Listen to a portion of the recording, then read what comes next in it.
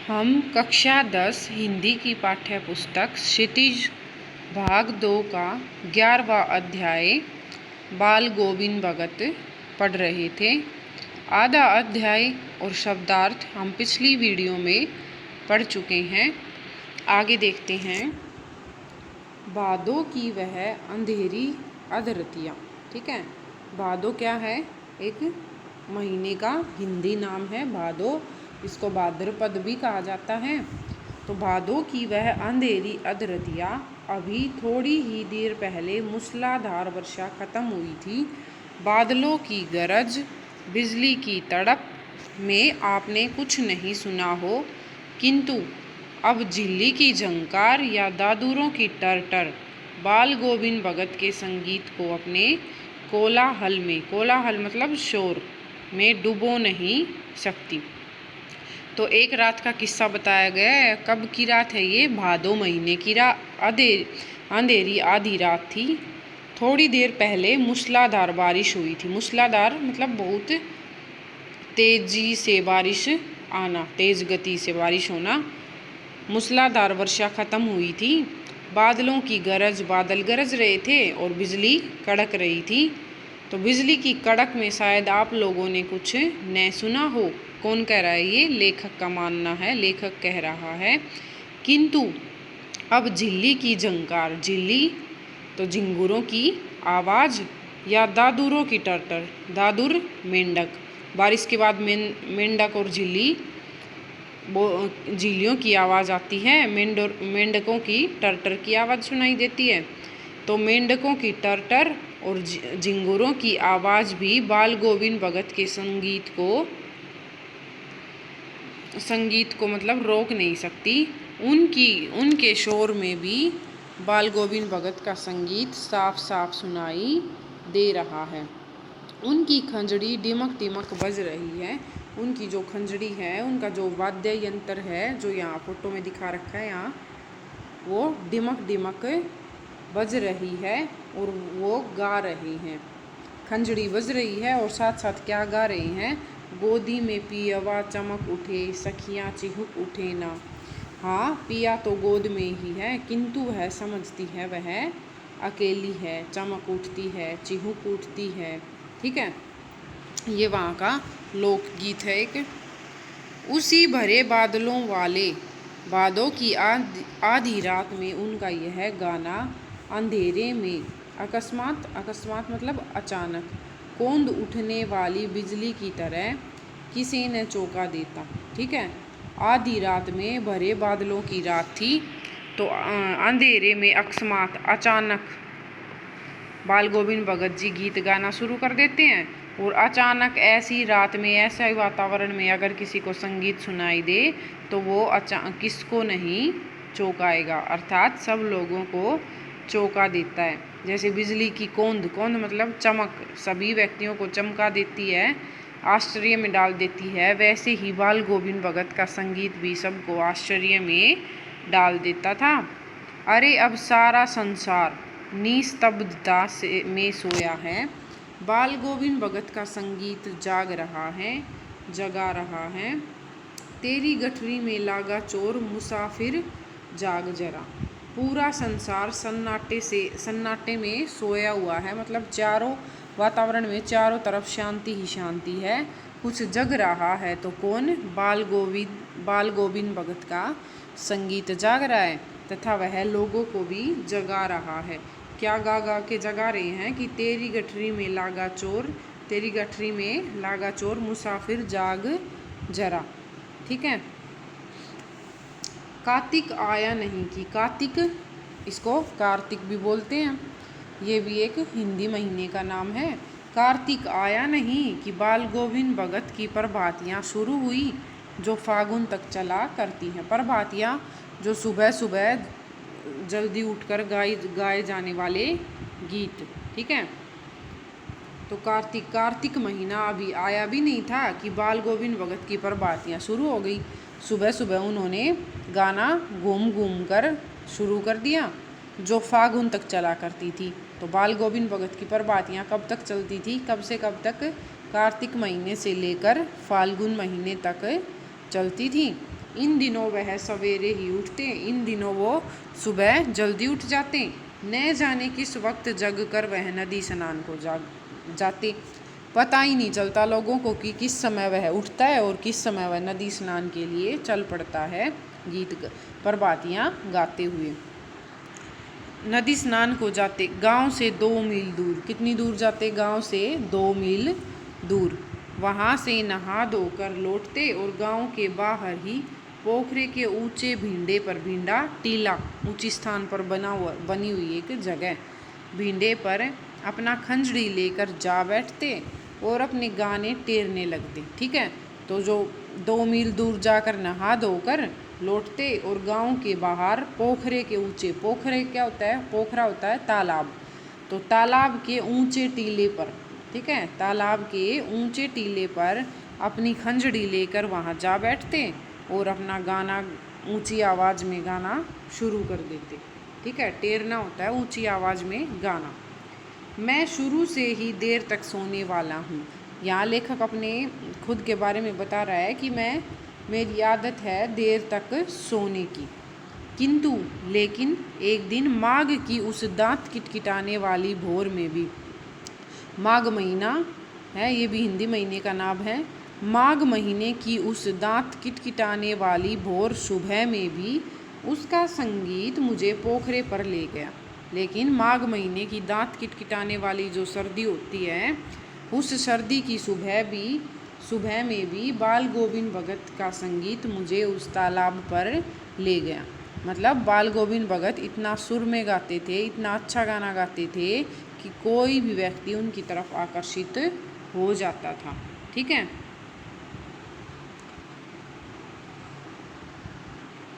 अभी आसमान के तारों के दीपक बुझे नहीं थे। मतलब आसमान से अभी तारे गए नहीं थे, यानी अभी सूर्योदय हुआ नहीं था।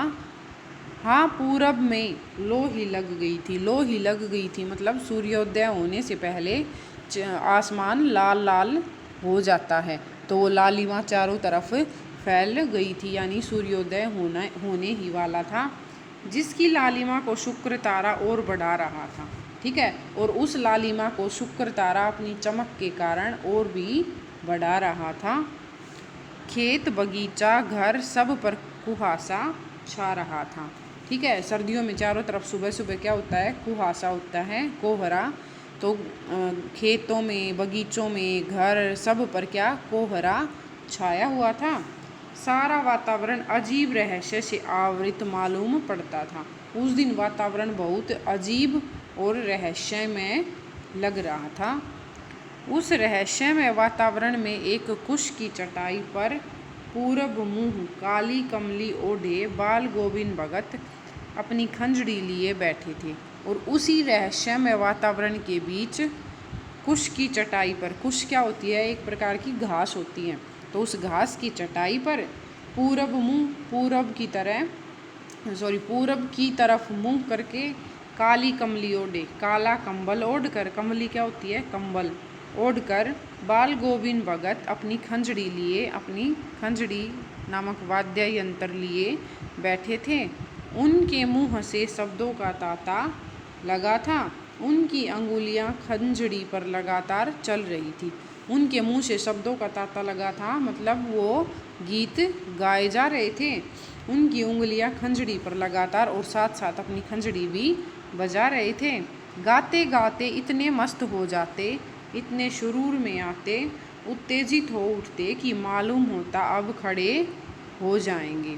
मतलब वो अपने संगीत में इतना मस्त होकर गाते, इतना तल्लीन होकर गाते थे कि आसपास क्या हो रहा है उसको कुछ पता नहीं चलता था, और लोगों को लगता था कि अभी खड़े हो जाएंगे। कमली तो बार बार सिर से नीचे सरक जाती, और उस तल्लीनता में उसे अपने कंबल का भी ध्यान नहीं रहता, और बार बार वो कंबल सिर से नीचे सरक जाता था। मैं जाड़े से कपकपा रहा था, किंतु तारों की छाव में भी उनके मस्तक से शर्म बिंदु जब तब चमक ही पड़ते। शर्म बिंदु, पसीने की बूंदें। ठीक है, लेखक सर्दी के कारण कपकपा रहा था, लेकिन बाल गोविंद भगत अपने संगीत में, अपने गीत में इतने तल्लीन थे, इतने मस्त थे कि पसीने की बूंदें इतनी सर्दी में भी उनके मस्तक पर तारों की छाँव में दिख ही जाती थी। ठीक है, आगे है, गर्मियों में उनकी संझा कितनी उमस भरी शाम को न शीतल करती।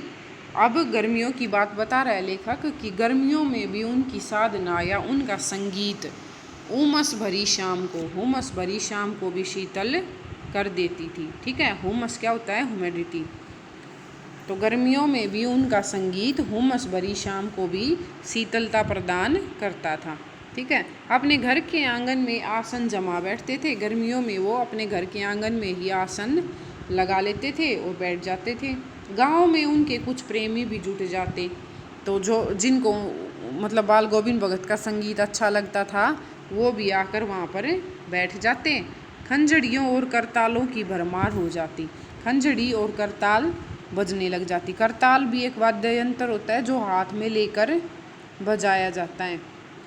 करताल या खड़ताल भी बोलते हैं उसको। भरमार हो जाती। एक पद बाल गोविंद भगत कह जाते। एक पद मतलब उसकी गीतों की कुछ पंक्तियाँ बाल गोविंद भगत गाते और उनकी प्रेमी मंडली उसे दुहराता तिहराता। और जो वो मंडली में समूह में आए हुए लोग थे उनको वो उन्हीं पदों को वो 2 बार या 3 बार उसके पीछे गाते थे।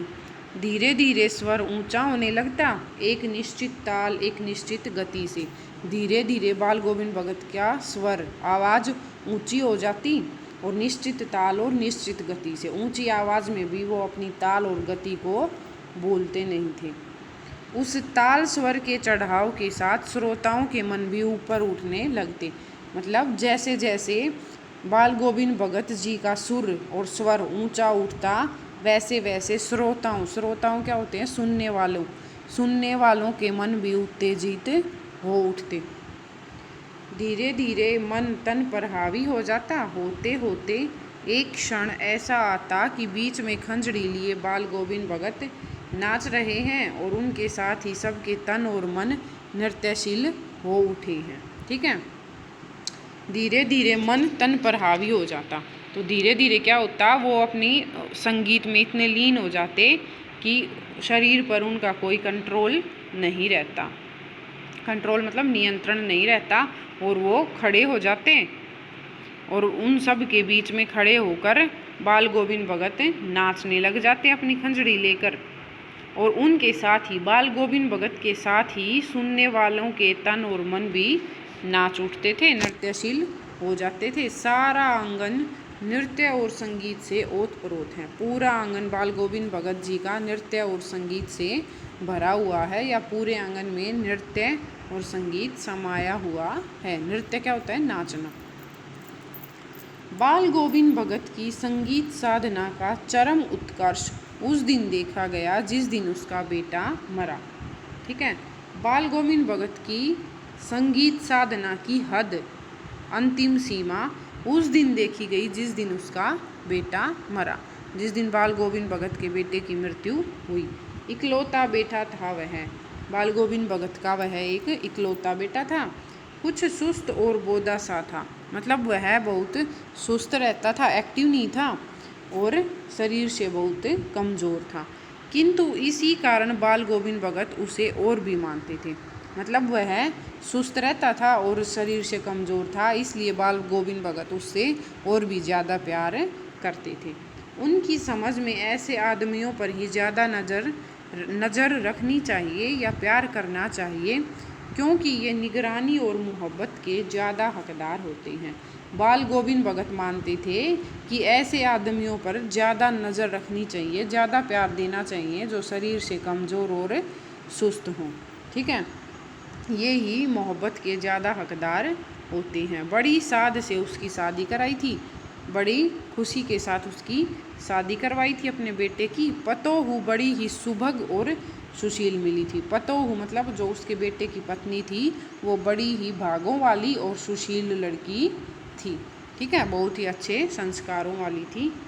घर की पूरी प्रबंधिका बनकर भगत को बहुत कुछ दुनियादारी से निवृत्त कर दिया था उसने। मतलब उसने आते ही अपने पूरे घर की जिम्मेदारियों को अच्छी तरह संभाल लिया था और भगत जी को बहुत सी मतलब जिम्मेदारियों से भगत जी को मुक्त कर दिया था। पूरे घर की जिम्मेदारी उसने खुद संभाल ली थी। उनका बेटा बीमार है, इसकी खबर रखने की लोगों को कहाँ फुर्सत। ठीक है, लोग तो बाल गोविंद भगत के संगीत में डूबे रहते थे, उनको संगीत पसंद था, लेकिन इस बात का ज्ञान किसी को नहीं था या किसी भी व्यक्ति को इस बात का ध्यान नहीं था कि बाल गोविंद भगत का बेटा बीमार है। ठीक है, किंतु मौत तो अपनी ओर सबका ध्यान खींच कर ही रहती है। लेकिन अगर गांव में किसी की मृत्यु हो जाए तो पूरे गांव का ध्यान वो अपनी तरफ खींच ही लेती हैं। हमने सुना बाल गोविंद भगत का बेटा मर गया, कुतूहलवश उनके घर गया। लेखक ने सुना कि बाल गोविंद भगत का बेटा मर गया है तो वह कुतूहलवश जिज्ञासावश उनके घर गया। देख कर दंग रह गया। क्या देख कर दंग रह गया? दंग मतलब हैरान रह गया कि बेटे को आंगन में एक चटाई पर लिटाकर एक सफ़ेद कपड़े से ढाक रखा है। कि बाल गोविंद भगत ने अपने बेटे को आंगन में एक चटाई पर लिटा रखा है और एक सफ़ेद कपड़े से उसको ढक रखा है। वह कुछ फूल तो हमेशा ही रोपते रहते थे, उन फूलों में से कुछ तोड़कर उस पर बिखरा दिए थे। बाल गोविंद भगत मतलब हमेशा फूल रोपते बोते रहते थे, उगाते रहते थे और उन्हीं फूलों में से कुछ को तोड़कर उसने अपने बेटे के शरीर पर बिखरा दिया। फूल और तुलसी दल भी, फूल के साथ साथ तुलसी के पत्ते भी बिखरा रखे थे। सिरहाने एक चिराग जला रखा था और अपने बेटे के सिरहाने पर एक दिया जला रखा था और उसके सामने जमीन पर ही आसन जमाए गीत गाए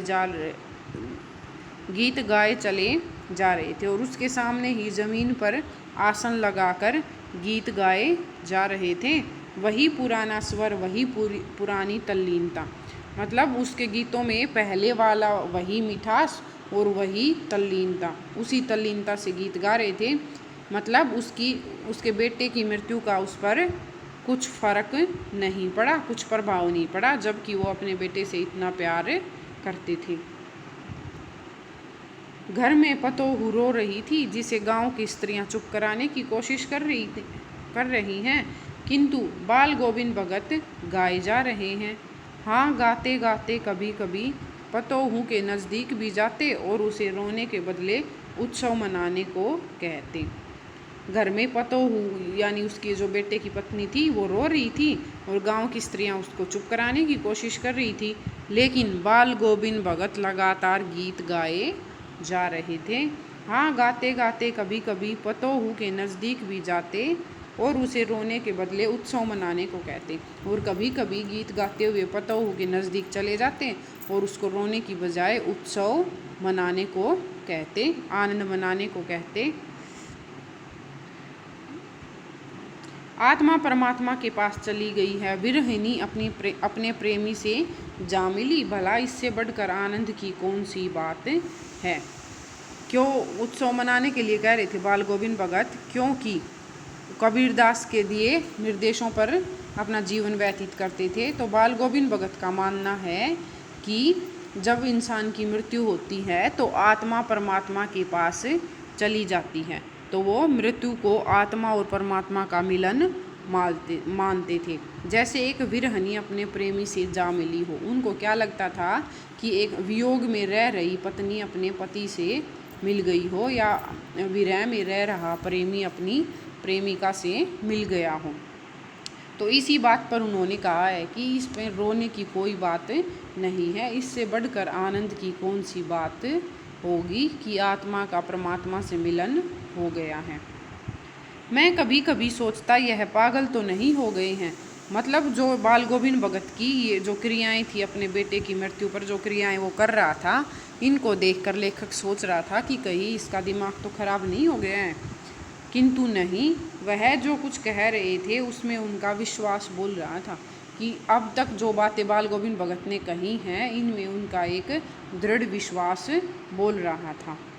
वह चरम विश्वास जो हमेशा ही मृत्यु पर विजयी होता आया है। ऐसा विश्वास जो हमेशा मृत्यु पर विजय प्राप्त कर लेता है।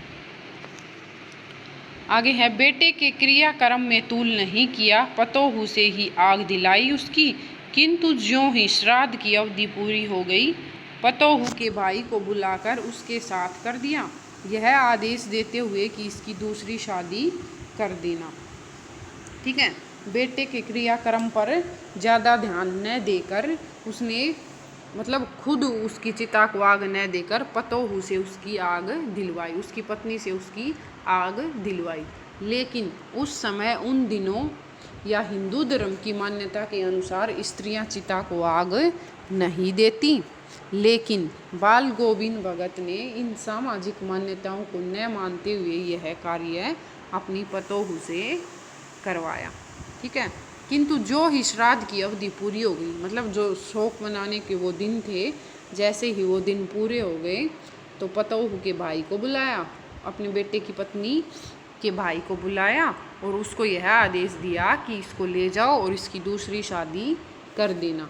तो उन दिनों विधवा विवाह को भी सही नहीं माना जाता था, विधवा विवाह की मान्यता नहीं थी, लेकिन बाल गोविंद भगत ने इन मान्यताओं को तोड़ते हुए ये दोनों कार्य अपनी पतोहू के लिए उन्होंने किए। यहाँ उन्होंने सामाजिक बुराइयों पर व्यंग्य किया है। इधर पतोहू रो रो कर कहती, मैं चली जाऊंगी तो बुढ़ापे में कौन आपके लिए भोजन बनाएगा, बीमार पड़े तो कौन एक चुल्लू पानी भी देगा।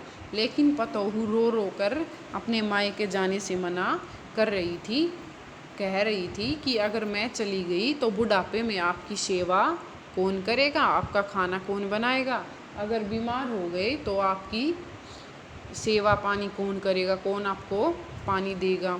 मैं पैर पड़ती हूँ, वो प्रार्थना कर रही थी बाल गोविंद भगत से कि मैं आपके पैर पड़ती हूँ, मुझे अपने चरणों से अलग मत कीजिएगा, मैं आपके साथ ही रहना चाहती हूँ, आपके साथ रहकर आपकी सेवा करने, बुढ़ापे में आपकी सेवा करना चाहती हूँ। लेकिन भगत का निर्णय अटल था, लेकिन बाल गोविंद भगत का फैसला अटल था, वो अपने फैसले पर अड़िग थे, बदलने वाले नहीं थे। तू जा, नहीं तो मैं ही इस घर को छोड़कर चल दूंगा। उसने क्या कहा पतोहू से कि या तो तुम चले जाओ या मैं ही इस घर को छोड़ दूंगा। यह थी उनकी आखिरी दलील, और इस दलील के आगे बेचारी की क्या चलती। उन्होंने यह दलील दे दी, यह विचार उसको सुना दिया, और इस विचार के आगे या इस दलील के आगे उस बेचारी की एक न चली और वो अपने मायके चली गई। बाल गोविंद भगत की मृत्यु उन्हीं के अनुरूप हुई। बाल गोविंद भगत जी की मृत्यु भी बाल गोविंद भगत जी के अनुसार ही हुई, मतलब जैसे वो चाहते थे वैसे ही। मतलब बाल गोविंद भगत नहीं चाहते थे कि वह जीवन के अंतिम दिनों में किसी को परेशान करे, किसी से सहायता ले, क्योंकि वो अपने आप पर मतलब अपने आप वो आत्मनिर्भर थे। ठीक है, किसी दूसरे से सहायता नहीं लेते थे।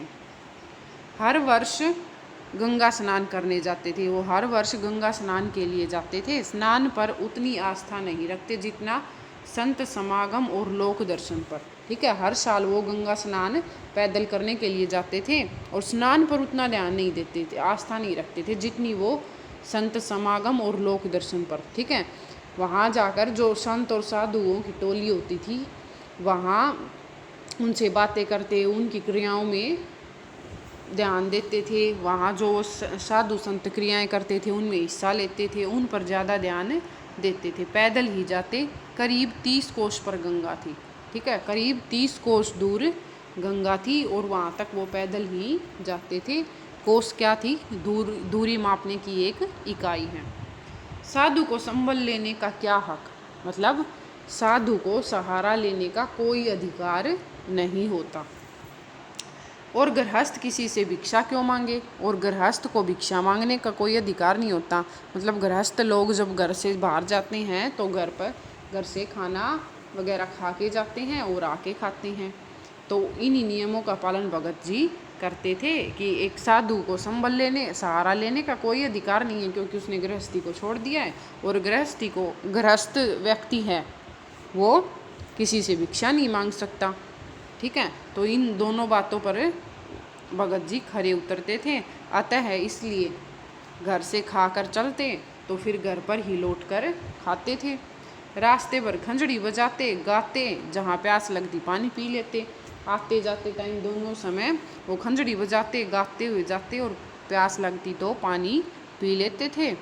4-5 दिन आने जाने में लगते, किंतु इस लंबे उपवास में भी वही मस्ती। तो 4-5 दिन गंगा स्नान के लिए जब जाते थे तो उसको लग जाते थे, और लंबे उपवास में भी वही मस्ती रहती थी। उपवास मतलब व्रत रखना, ठीक है, व्रत। इस लंबे उपवास में भी वही मस्ती रहती थी। अब बुढ़ापा आ गया, किंतु टेक वही जवानी वाली। मतलब अब बाल गोविंद भगत बूढ़े हो गए थे, लेकिन दिनचर्या वही जवानी वाली रखते थे। इस बार लौटे तो तबीयत कुछ सुस्त थी। इस बार जब बाल गोविंद भगत लौटे तो तबीयत उनकी कुछ ठीक नहीं थी। खाने पीने के बाद भी तबीयत नहीं सुधरी। खाना पीना किया, उसके बाद भी उनकी तबीयत में कोई सुधार नहीं आया। उनका स्वास्थ्य बिगड़ता ही जा रहा था। थोड़ा बुखार आने लगा, फिर बुखार भी आने लगा, किंतु नेम व्रत तो छोड़ने वाले थे नहीं।